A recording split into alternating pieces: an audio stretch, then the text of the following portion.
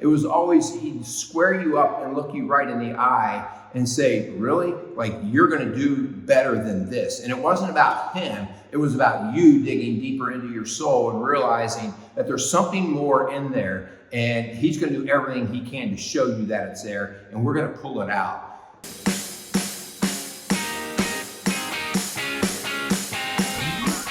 Strong Dads wants to thank 4Speed on 50 for sponsoring today's show. If you like classic cars, great food, and a taste of Americana, you have to visit 4Speed on 50's Diner, located on Route 50 in Lawrenceburg, Indiana. Stop in today for a meal and an experience you won't soon forget at 4Speed on 50's Diner.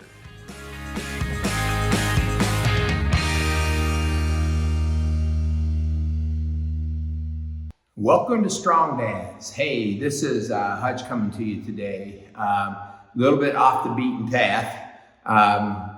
So we've been dropping shows about every 2 weeks or so as we get our guests in and get things lined up. But this week, I'm taking a break out of that and I'm going to do kind of a special tribute show. This week, I have found out that my swim coach from high school, Brent Rutemiller, aka Rudy, fought a 3+ year long battle of a very aggressive and rare form of cancer. And when I say fought, I mean fought. Like he created a following, and he knew he needed a following of supporters, not for the attention, but for the support, to take their energy and use that energy to go into this battle, to go into this fight that happened on a daily basis, probably more of an hourly basis. And so he created something called Rutemiller's Army. And he doesn't even live around my area anymore. Since the days of coaching us, he moved on and was out in San Diego for a while, in California, coaching and doing swimming sort of things, and then went to Phoenix, Arizona, continued doing his swimming and coaching work. And as he got into that, he became in charge of advertising with Swimming World magazine, continued to grow up through the ranks there, just loving the business and being exceptionally good at his craft, and became the publisher of Swimming World magazine. That was pretty much then he ran that career and essentially turned the Swimming World magazine upside down in terms of just its growth, its reach, and just how they covered things. He was doing podcasting before there was podcasting. He created daily video or weekly video shows about swimming, where he would bring in guests and he would talk all things swimming. That was even way before the Joe Rogan days. And so, he doesn't get the credit for doing that, but really he was doing that a long time before any of the other people were doing it.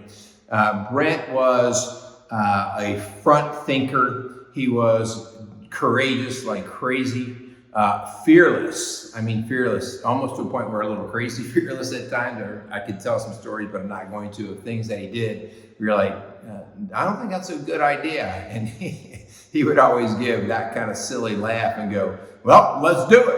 Who knows? Let's give it a try. And so I'm doing this show today. One is a tribute to him. But you see, I just finished working out, and that's how I knew Brent Rutemiller. He was my swim coach, and everything kind of associated early on with him was about breaking sweat. He took a bunch of ragtag boys from a small town in Indiana who, outside of the first swimming pool they had, is all they did is swim in lakes and creeks. And so he took us a bunch of ragtags and said, hey, guys, you're better than this. We can go farther than this. And he introduced us to swimming, but not just swimming, but the discipline of swimming. The morning practices, work till you don't think you can work anymore, and then work past that. So the idea of pushing past certain barriers. He would not accept answers like I can't or I won't. I mean, actually, he kind of treated them like cuss words. And a word like "I can't" might have you back in the water, showing that you can for the next 20 minutes after practice. And so it was that kind of thing. And I will say, like, never in a militant way, never in a degrading or humiliating way. It was always, he'd square you up and look you right in the eye and say, really? Like, you're going to do better than this. And it wasn't about him. It was about you digging deeper into your soul and realizing that there's something more in there. And he's going to do everything he can to show you that it's there. And we're going to pull it out.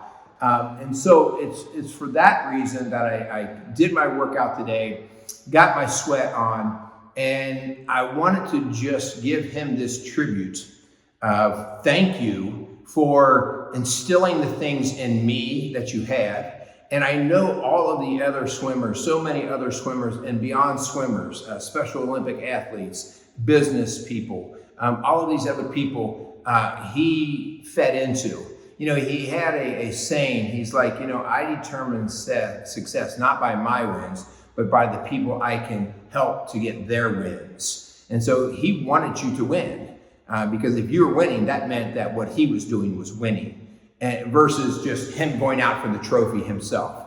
That was just a really, when you think of a narcissist, Brent Rutemiller is the exact opposite of that. Even though at times he drew a lot of attention to himself, it wasn't because he wanted everybody to look at him. It was because he was doing things that were out of the curve, you know, that were different, and people would look at him like, really? Are you doing that? So that would be mostly how he would get that crazy kind of attention. But it was really always directed towards something beyond him. And so this is kind of the thank you to Brent and the memory of Brent and even his family.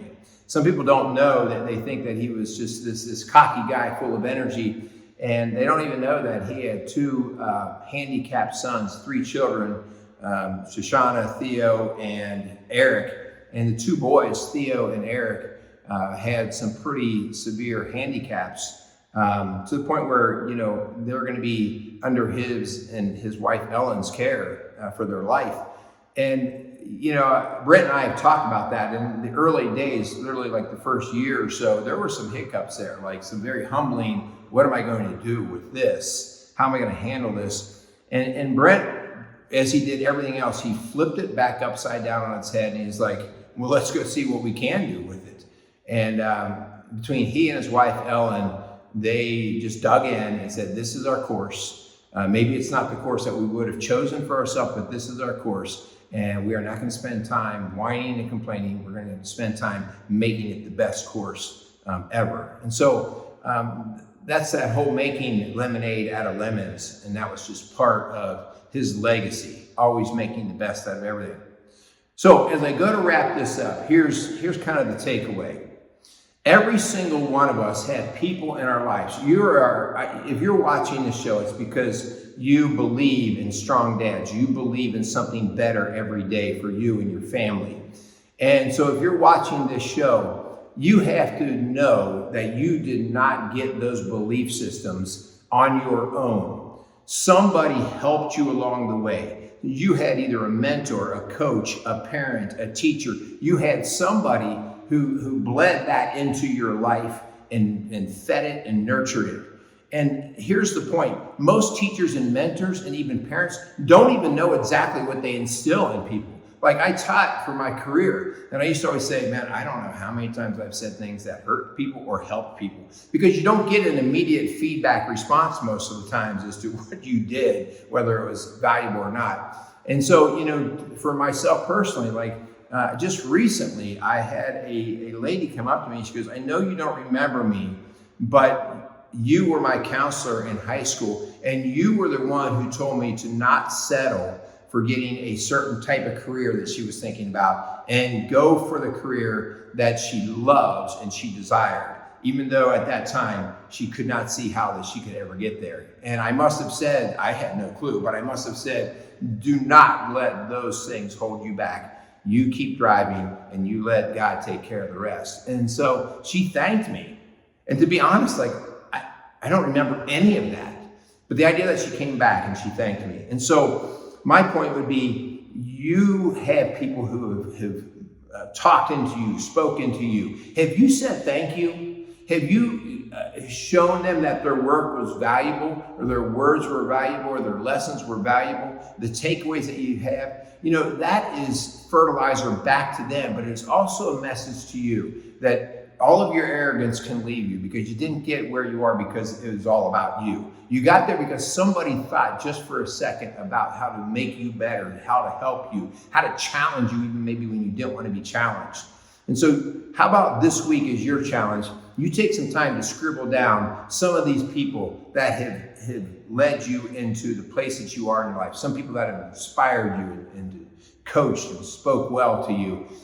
Write those people down and just take a minute. I know this is the hard part. Dial them up on this thing called a phone. Shoot them a message, an email. Go see them, whatever. I did this with Brent Rutemiller probably now, I've actually done it a couple times, but the very first time I did it was probably about 15 years ago, and it was in a letter. I wrote Brent a letter because I was having this thought, I don't know if I've ever really thanked him. And I thanked him, and he later called me and said, I just want to thank you for letting me know that what I was doing had some value. And so since those days, it's not like he's an idol of mine. It's none of that. It's just a thank you. He's just a broken person like the rest of us. He had his own quirks and his own sins like the rest of us. But the idea that he did something and reached into my life, and it informed, it's the reason why I still sweat in my workouts, because I don't do a workout just for the fun of it. I do a workout to work out, because is it going to be worth my time or not, right? And so I'm 61 years old, and I credit my desire to work out, my desire to keep fitness, my desire to stay strong. I credited that all the way back to my high school swimming years, when I remember thinking as a swimmer, I am so strong, like I could take on anything. And whether that was true or not, I don't know. But my idea was, I am so fit and so strong. And it's because of the work that I'm doing that somebody helped organize to put that into my life. So, guys, I hope that this message, rings true with you. How about this week you dig in a little deeper, you look at those people who've really built into your life, they've leaned into you, and just take some time to acknowledge it, because that's what keeps people going. That's what keeps teachers going, coaches going, even parents going, right? Say something to them that lets them know you meant something to me. So, guys, I hope you have a great weekend. This is my takeaway, Strong Dads, as a tribute to Brent Rutemiller. Rudy, thank you. Thank you to your family. Thank you for your inspiration. Godspeed. Rest in peace.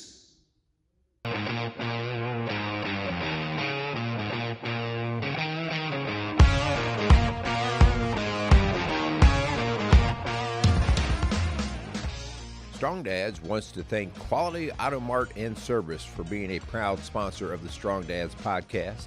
Started in 1985 and going strong for all these years. Recently, Quality Auto Mart has transitioned from owners of Mark and Nancy Repke to longtime employee Fred and Lorraine Venus. For all your automotive needs and golf cart needs, check out Quality Auto Mart, located across from Indian Lakes on Highway 46 outside of Batesville, Indiana.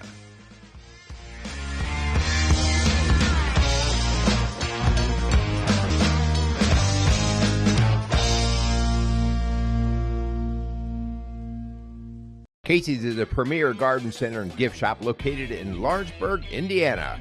Casey's offers a wide selection of plants, landscaping materials, home and garden decor, and gifts for every occasion. Casey's is committed to providing exceptional service, a unique shopping experience, and value to every customer. Stop in and see what makes Casey's so unique. Located at 21481 State Line Road, Lawrenceburg, Indiana, or call 812-537-3800. Let Casey's help you add beauty to your home.